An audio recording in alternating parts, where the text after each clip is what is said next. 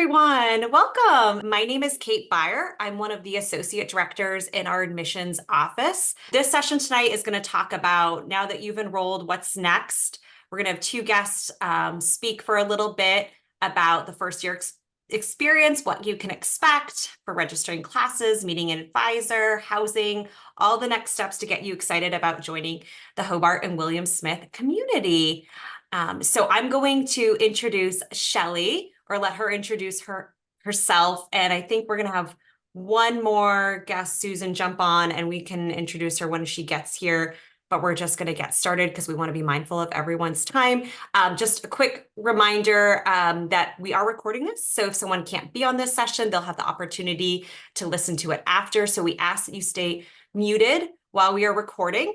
We will have time for questions at the end, and you can also feel free to utilize the chat. I'll be monitoring that and feeding questions to Shelly and Susan. So feel free to ask questions either way, and we're definitely going to have time and space for that this evening. So without further ado, Shelly. Well, thank you so much, Kate. Hi, everyone. My name is Shelly Basilio Murray. I have been at HWS for 11 years, and I have the good fortune of serving as the Associate Vice President for Campus Life and the Dean of Student Wellness. And so I'm so happy to see so many of you on this call to talk about sort of what your next steps are, right? ED students, and you don't come until August, and that's a long time. And we recognize that. And so we want to do everything we can to make sure that you know what to expect, that you're excited as we are for you to join our community. And so we wanted to just take a little bit of time and talk with you about sort of next steps, what to expect between now and move-in, because there's quite a bit.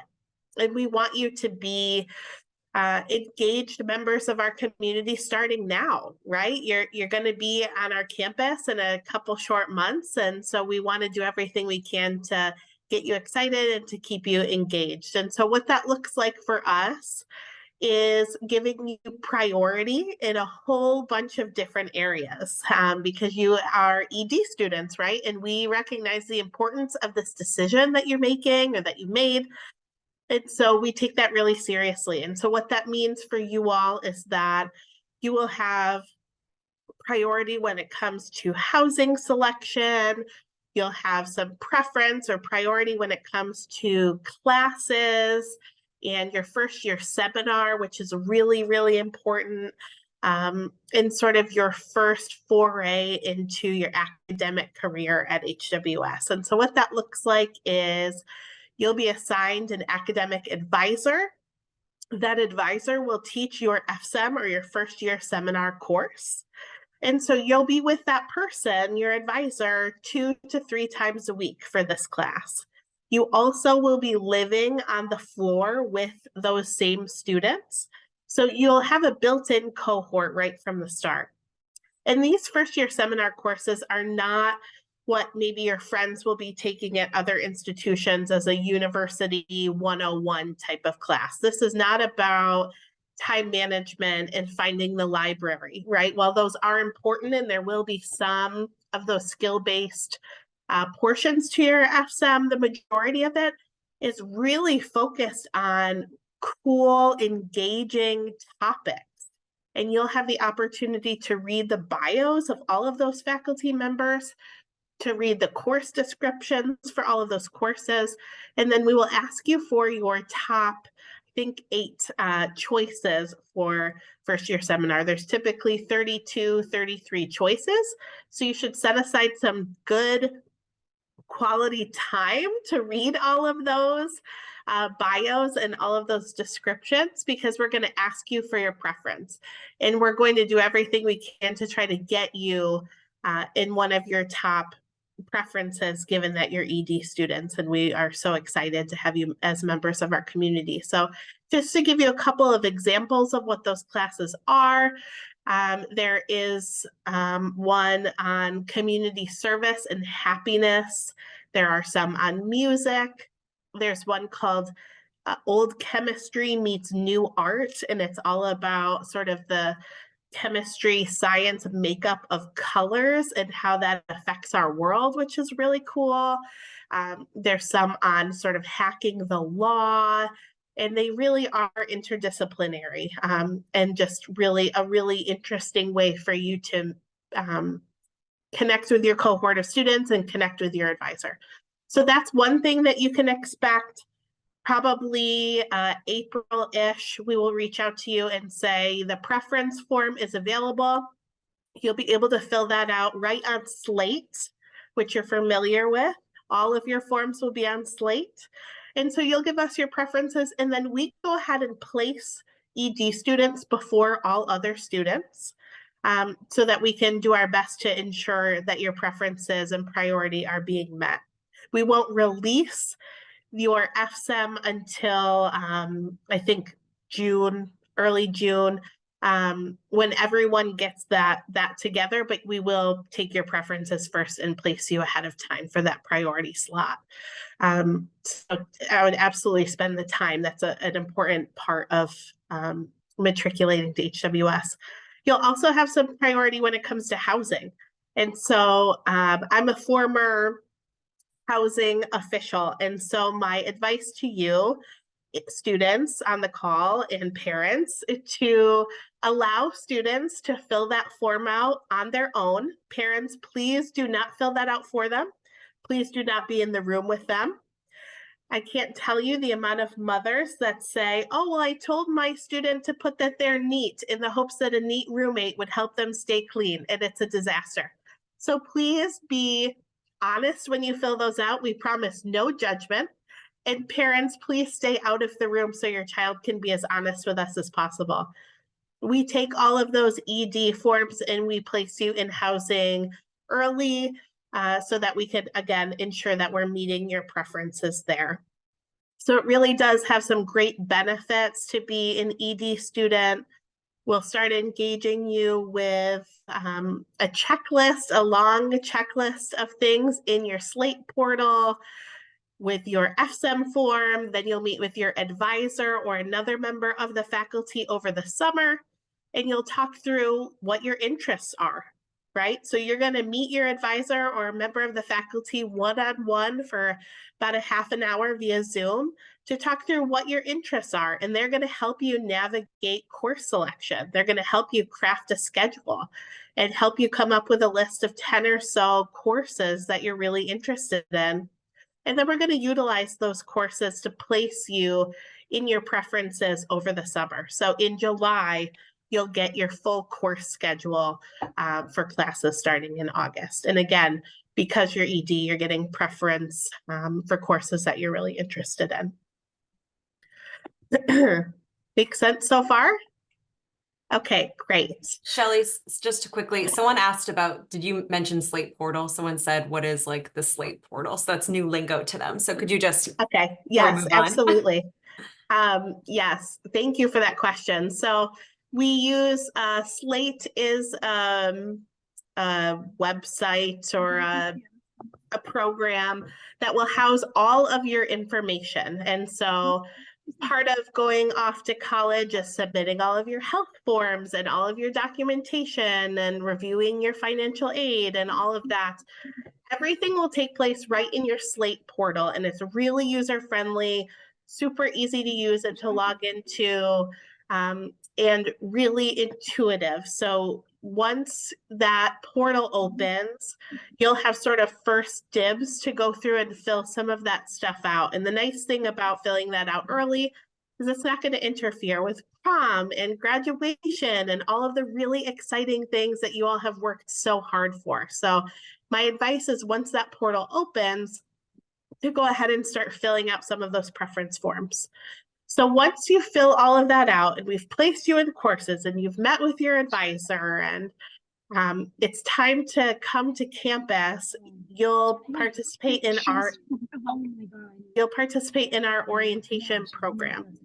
And so our orientation is 8 days, which seems long, but I promise it's super fun and it goes by very quickly. And so we start our orientation with something called a Spark project, and it's meant to spark your interest or spark a passion area. This is not at all related to your academic journey at HWS. It's simply something that you're really interested and passionate about. And so to give you some ideas of what that looks like, and this is a 2-day experience as part of orientation.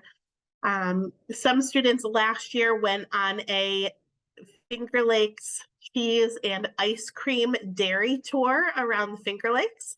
And so for 2 days, they went to as many ice cream places and creameries and dairy farms as they could and sort of ate their way around Seneca Lake, which was really awesome. And I'm not bitter at all that I didn't get to go. For students who are interested in golf, we had a golfing through the Finger Lakes Spark where students went to different greens and like a putting place all together. And this is all led by HWS faculty members. And so you'll get a chance to meet and work alongside a faculty member during your Spark project that you may never take a class with, but that you share this personal common interest in, which is really exciting and really cool. There were a couple based around arts. And so we had some faculty lead a fiber arts trip where students who are interested in knitting and crocheting went to a couple of alpaca farms and they learned to spin their own yarn, and then they made hats together over a couple days. It was sick. It was like super awesome.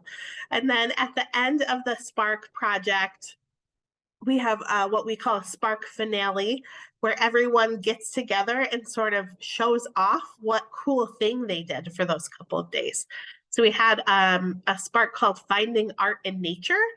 They hiked Cooper's Woods, which is a beautiful place on campus to get some fresh air and the quiet trails at HWS. And they took a bunch of branches and leaves and fallen items, and they created a beautiful sculpture that lived out in front of the Student Center for the full fall semester. And so Spark really is an interesting way to start your experience at HWS, right? We're throwing you right into an immersive educational opportunity based solely on a passion area. And we're really proud of that. And students absolutely love it. That might involve hiking in the Adirondacks and camping if that's something that you're into. There's really a ton of options. And again, sort of being ED students, we're going to give you preference in those selections. And so once those forms open, again, make sure you're taking a look at that you're filling those out by the priority deadline so we can go ahead and get you in the Spark projects that interest you the most. Okay, after Spark, we'll go right into orientation mode.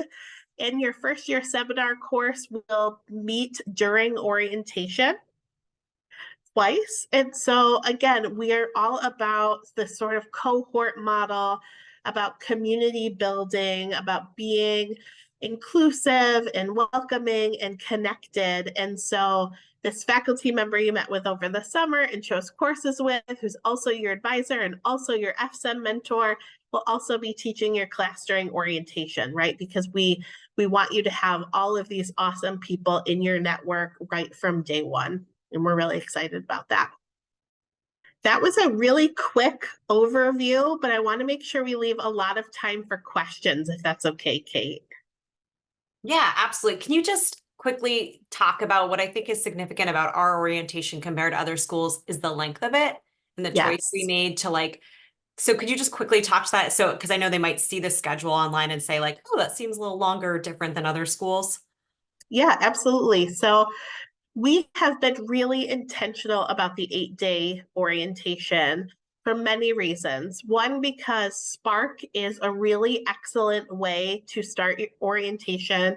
We did a lot of benchmarking, a lot of data collection, and it really did solidify students' ability to make connections right from the start. And so that was important to us. The other feedback that we've heard from students is that they want some downtime, that going from 8 a.m. to 10 p.m. 4 or 5 days is just way too much. And so while we've extended our orientation to be 8 days, we've also built in significant breaks so students can take a nap in the afternoon. Some days we start a little bit later so that they can sleep in, right? We know 18-year-olds like to prioritize sleeping in. And so we've added that to the schedule. We also have a couple of days that are just open and optional. So if you want to play with all of the puppies and dogs of HWS, you can pause for a break and go play with those dogs. Or if you'd like to go and meet with your advisor, there's time to do that. And if you want to just grab a cup of coffee with your roommate and hang out, you have the opportunity to do that. So making orientation 8 days gives us a lot of flexibility to be able to meet everyone's needs, whether they're introverted or extroverted, need a little extra sleep, need to fit in a meeting with an advisor or a club right from the start. And so the 8 days seems like a lot, but I promise it's actually much more low key and better for our students. Great. Well, I have a couple of questions, so we'll just start those and then people can continue. You can put in the chat, can direct message me. We can also let people get off. But so someone wanted to ask, when specifically is orientation? And I can drop the page that will have those dates for them, and / how is that affected if I'm a fall athlete? Those are great questions. So you're going to grab the dates, Kate. I want to say it's August 20th, but we'll let Kate get the actual date because we have decided that already. So being a fall athlete at a small private liberal arts institution means that I know your coach. And so that's easy for us. We meet with athletics and we say, okay, here's the schedule of orientation. Here's when the practices are. Here's when your scrimmages are, your first games or whatever, right? And we sit down together and say, okay, it's really important for fall athletes to be at this first year seminar course, but maybe they can miss this session if you're going to cover that in an athletic team meeting, right? And so we have this dance, this negotiation every summer where we sort of talk through what could be covered by athletics, what will be covered during orientation, what student athletes need to be at. And so there's nothing that a fall athlete will have to do. There's no negotiating on your part. We will talk with your coaches ahead of time and be really proactive and give you a sort of an individualized schedule to say, here's where you need to be and when. It looks different because you're an athlete. Hope that answered the question. Yeah, and then someone just as a follow-up to that said, will athletes need to fill out a housing preference form? Coaches mentioned living with a teammate. So how does that work? Yeah, so we want every student to fill out the housing form because there's also a spot in the housing form where you can request a roommate. And so coaches often provide us with roommate pairs as well, but it's helpful if the students fill out those preference forms for us too, because while your coach may say, I'd like Shelly and Kate to live together, they might not necessarily know your building preferences or what you're looking for in a community living environment. And so the building that we place you in would be based upon your preferences, where your roommate may already be decided. Great. If anyone is feeling brave and wants to jump off mute to ask a question as well, we welcome that, or people can continue to just send stuff in the chat. Anything we haven't covered that you're still wondering about right now? We will do the majority of our communication through email. And so I would just say to the students to make sure that you are checking your email. Once you get an HWS email address, we'll then be sending communication through your HWS email. So if you're not in the habit of checking that, I'd start getting in that habit now, or figure out sort of how you maybe transfer your emails to your personal email. We just don't want you to miss any of these deadlines, right? Your ED, we want you to have that priority. And so we'll send you a lot of reminders, but we do need you to be checking your email. I just got 2 more good housing questions that I think go together. So do first year or first years only in a first year dorm? So can you talk a little bit about how that works? And then the matching, and everybody always asks, can I request a roommate? How does that work? So why don't we quickly do a little bit on that? Happy to. Most of our first year residence halls with first years are fully first-year residence halls. There are a few that have some upper-class students, but for the majority of students, they are with other first-year students in sort of first-year neighborhoods. Excuse me. So you certainly can request a roommate, and we will do everything we can to try to meet that match. Sometimes we're not able to if students are in two different living learning communities, we may not be able to accommodate that match, but we do everything humanly possible to try to make that happen for you. But I would suggest that you not room with someone from your high school, that you not room with the best friend if you want to keep that person a best friend. We are really skilled at what we do. And so it's okay if you don't have a requested roommate. We will ask you all sorts of questions, and we will be so mindful and so intentional about your roommate placement that we spend the entire summer personally matching folks. What makes us different is that we ask a question on our housing form that's not just part of an algorithm. We're going to ask you if there's anything else that you want us to know. That's your opportunity to tell us who you are or what you're looking for. And we read every single one of those to try to match you as best we can with somebody who we think you'll be successful with. Great. Okay. They get their HWS email. All of that comes with the portal stuff, right? So you'll get your Yes. credentials. So around April 1st, you'll get the Yep. email that has your credentials. It will tell you how to initially log in, how to set up a new password and do all of that stuff. So in the meantime, until you get that email, be checking your email that we have on file for you, right? Hopefully you're less inundated now that you ED'd somewhere, but right. Okay. Oh, yes. So someone asked a little bit about the admitted student days. That's a great question. So hopefully you all know that we have a group of admitted student days. We have 4. The first one is coming up on February 10th.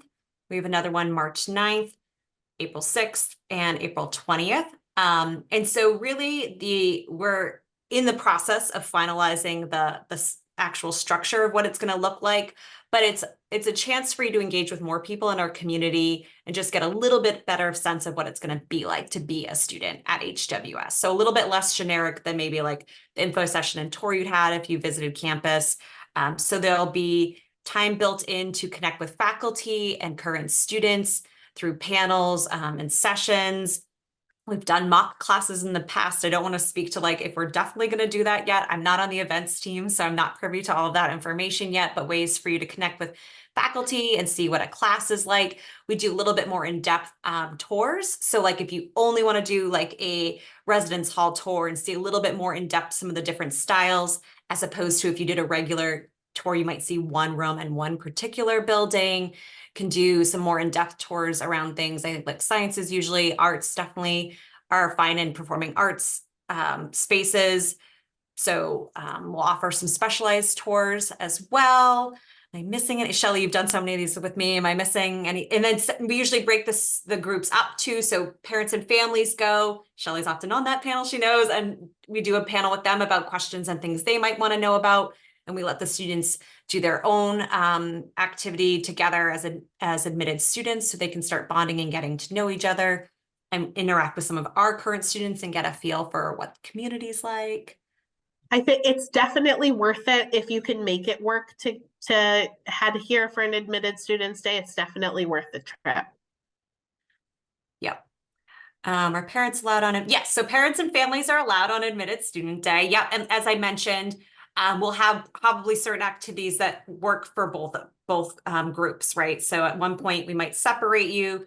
We'll get you back together in time for lunch. And then usually after lunch is when we do all the specialized tours and different things. If you want to see around campus that you didn't get to see, or if you haven't been on campus before, we'll offer the full tour and then those specific ones that I talked about. So yes, please bring everyone. We'd love to see you all. Someone asked, can I request a specific dorm? Yeah, that's a great question. And that's why we leave that last question open, right? So that you can tell us exactly what you want. We also are unique in that we have single sex or single gender, housing options available. And we have all gender housing options available. So if you would prefer to live in an all-female identified residence hall, we have a question asking that on our housing form because we want to make sure that we're doing everything we can to make sure that you have the very best experience here and right from the start. Anything that we didn't get to? And there'll be plenty more time to ask your questions, right? You have a lot of great resources. Shelley, would you mind putting your information in the chat? So if anyone wants to follow up with you one-on-one or ask specific questions, I will also put mine in. I'm one of many, right, admissions officers in our office. So hopefully you know who yours is and you've been interacting with them, but you can always feel free to contact us, our admissions office, if there are other things that we can help with as you're continuing on this journey with us. That was super, super fast. I feel like we really just gave you the overview, but this is our very first session to sort of start talking about August. And so there will be a lot of opportunities, but I encourage all of you to reach out to us. We're happy to answer questions. I love talking to incoming students and incoming parents. And so if you have questions, I hope that you'll reach out. We cannot wait to welcome you on campus and to have you just part of our community. So I appreciate you giving me 30 minutes of your time this evening. Thank you so much for joining us. Hope you are super excited to join our community. We're so excited to see you on campus in the near future, and we hope to see you for one of our admitted student days. Oh, someone just threw in, how is the advisor selected? Great question. Yeah. Your advisor is whoever your advisor teaches your first year seminar. And so your advisor will be assigned based upon your first year seminar selection. But they're all really great. Sorry, one more, like going back to the roommate selection. Do you find a lot of people find each other like through social media or events or whatever and pick ahead of time? Or do you know kind of, do a lot of people allow you, defer to you, do the matching? What do you? Yeah, I would say the majority of people do not come with a pre-selected roommate, and that's totally fine. If you have one takeaway from this call, it's don't stress about finding a roommate. There will be so many students who don't have a pre-selected roommate, and it goes just fine. Yeah, I'd say trust the system. I've had plenty of students, I've been working for us, 11 years now, that trust the system. They do the form thoroughly, rarely ever have issues. So yeah, you don't have to have someone picked out ahead of time. We'll take care of you. It's really, really difficult if you select a roommate that you're already really close with because you already have a bond, but you don't already live together. And so it's really difficult to navigate this new experience, especially if you have a little homesickness and you don't want to upset that person. And so let us help you select a roommate, find a roommate at Admitted Students Day or on social media. As long as it's not your bestie from high school, we'll do everything we can to help. Yeah. And remember, college is about trying new things, right? And meeting new people. That's part of a big chunk of especially transitioning in your first year. So thank you all so much. We'll have lots of other sessions coming up throughout the spring. We'll be emailing you about different topics. There'll all be these about 20-ish, 30-minute sessions to provide you more information. Thank you so much, Shelley. We so appreciate you being on the call tonight. Absolutely. So nice to meet you all. All right. Thank you.